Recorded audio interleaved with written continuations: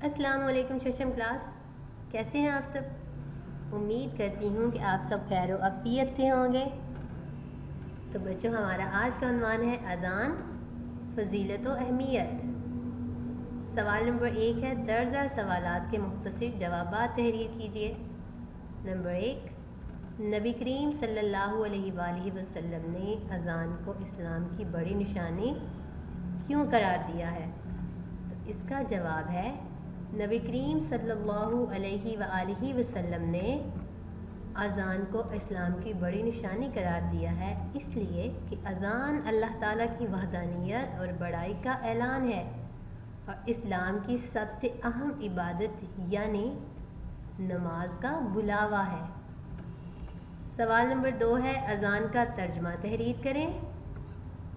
تو اس کا جواب ہے، 4 مرتبہ اللہ سب سے بڑا ہے، 2 مرتبہ میں گواہی دیتا ہوں کہ اللہ تعالیٰ کے سوا کوئی معبود نہیں، 2 مرتبہ میں گواہی دیتا ہوں کہ محمد صلی اللہ علیہ وآلہ وسلم اللہ تعالیٰ کے رسول ہیں، 2 مرتبہ آؤ نماز کی طرف، 2 مرتبہ آؤ فلاح و کامیابی کی طرف، 2 مرتبہ اللہ تعالیٰ سب سے بڑا ہے،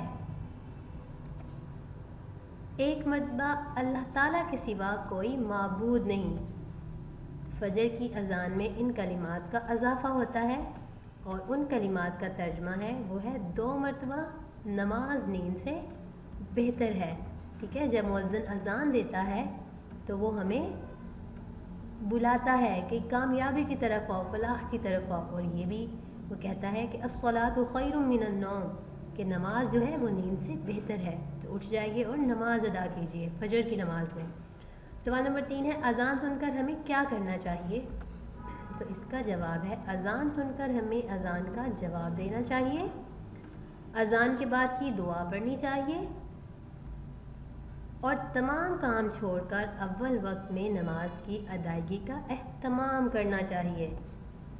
سوال نمبر 4 ہے، مؤذن کسے کہتے ہیں؟ تو اس کا جواب ہے، اذان دینے والے کو مؤذن کہتے ہیں۔ ٹھیک ہے بچوں، جو اذان دیتے ہیں ہماری مساجد میں ان کو مؤذن کہتے ہیں۔ سوال نمبر 5 ہے، مؤذن ہونے کے لیے کیا ضروری ہے؟ ٹھیک ہے، تو اس کا جواب ہے، مؤذن ہونے کے لیے ضروری ہے کہ وہ بہترین کردار کا حامل ہو، خوش الحان ہو، بلند آواز میں اذان دے اور اذان دینے کی اجرت نہ لے، نماز کے اوقات سے آگاہ ہو، صاف ستھرا لباس پہنے، وضو کرنے کے بعد قبلہ رخ کھڑے ہو کر بلند جگہ پر اذان کے الفاظ ادا کرے۔ ٹھیک ہے بچوں، اس کے بعد ہمارا سوال نمبر 2 ہے، صحیح جواب کے گرد دائرہ لگائیے۔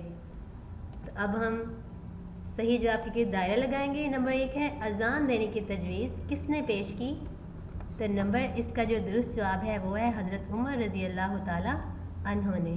ٹھیک ہے بچوں، اس کے بعد نمبر 2 ہے، اذان میں اللہ اکبر کتنی مرتبہ کہا جاتا ہے؟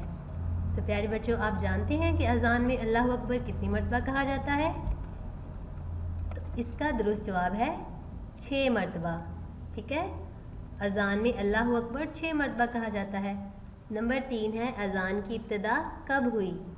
تو اس کا درست جواب ہے ہجرت مدینہ کے بعد، اذان کی ابتدا ہجرت مدینہ کے بعد ہوئی تھی۔ نمبر 4 ہے، اذان میں الصلاۃ خیر من النوم کس وقت کی نماز کے لیے پکارا جاتا ہے؟ تو بچوں، اس کا درست جواب ہے فجر کی۔ ٹھیک ہے، اس کے بعد ہمارا نمبر 5 ہے، اذان کس بات کی طرف بلاتی ہے؟ تو اس کا درست جواب ہے فلاح و نجات کی طرف، اذان جو ہے وہ ہمیں فلاح و نجات کی طرف بلاتی ہے۔ ٹھیک ہے، سوال نمبر 3 ہے، درست فقرات پر ٹک اور غلط فقرات پر کراس کا نشان لگائیے۔ تو نمبر 1 ہے، اذان کے معنی اعلان کے ہیں، تو یہ درست ہے۔ ٹھیک ہے، نمبر 2، اذان کی ابتدا مکہ میں ہوئی، تو یہ غلط ہے، اذان کی ابتدا مکہ میں نہیں ہوئی تھی۔ نمبر 3 ہے، حضرت عثمان رضی اللہ تعالیٰ عنہ نے اذان کے بارے میں خواب دیکھا تھا، تو یہ بھی غلط ہے کیونکہ خواب حضرت عثمان نے نہیں حضرت عمر نے دیکھا تھا۔ نمبر 4 ہے، اذان کی آواز سے شیطان بھاگتا ہے، تو یہ درست ہے، جب اذان دی جاتی ہے تو شیطان بدحواسی کے عالم میں بھاگتا جاتا ہے۔ نمبر 5 ہے مؤذن کو چھپ کے اذان دینی چاہیے، تو یہ غلط ہے۔ مؤذن کو چھپ کے اذان نہیں دینی چاہیے، بلکہ بلند آواز میں اذان دینی چاہیے۔ اس کے بعد ہمارا سوال نمبر 4 ہے کالم ملائیں۔ اب ہم کالم الف کو کالم بے سے ملائیں گے۔ اذان دن بھر میں 5 مرتبہ دی جاتی ہے۔